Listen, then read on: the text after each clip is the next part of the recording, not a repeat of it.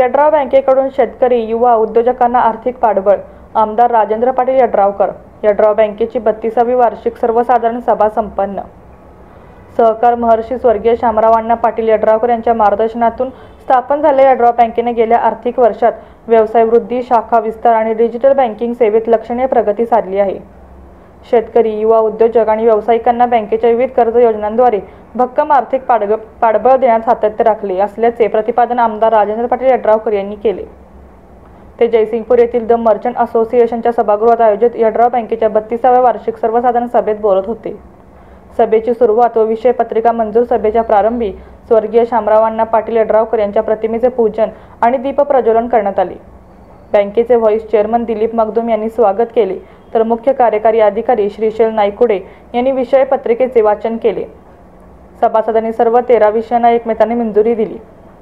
बँकेचे चेअरमन अजय पाटील यड्रावकर यांनी प्रगतीचा आढावा घेताना लवकरच शाखा विस्ताराद्वारे अधिकाधिक नागरिकांना सेवा पुरवली जाणार असल्याचे सांगितले. ठेवीदारांना चांगला व्याज परतावा व कर्जदारांना वाजवी व्याजदर देणारी बँक म्हणून यड्राव बँकेची प्रतिमा बळकट होत असल्याचेही त्यांनी नमूद केले. आमदार डॉक्टर राजेंद्र पाटील यड्रावकर यांनी बँकेच्या कार्यपद्धतीबाबत समाधान व्यक्त करून अण्णासाहेब पाटील आर्थिक मागासवर्गीय महामंडळ, इतर मागासवर्गीय महामंडळ, PMEGP, CMEGP अशा योजनांमधून कर्ज पुरवठा करून रोजगार निर्मितीचा उद्देश साध्य केला जात असल्याचे स्पष्ट केले. यावेळी बँकेच्या सभासदांना 9% लाभांश डिव्हिडंड देण्यास मंजुरी देण्यात आल्याचेही त्यांनी सांगितले. ठेवी व व्यवसाय वृद्धीचे उद्दिष्ट पूर्ण जयसिंगपूरचे माजी नगराध्यक्ष संजय पाटील यड्रावकर यांनी सांगितले की चालू आर्थिक वर्षात बँकेने 221 कोटी रुपयांच्या ठेवी आणि 375 कोटी रुपयांचा मिश्र व्यवसाय साध्य केला आहे. बँकेचे नवीन प्रशासकीय कार्यालय अंतिम टप्प्यात असून लवकरच स्वमालकीच्या इमारतीत कार्यान्वित होणार आहे.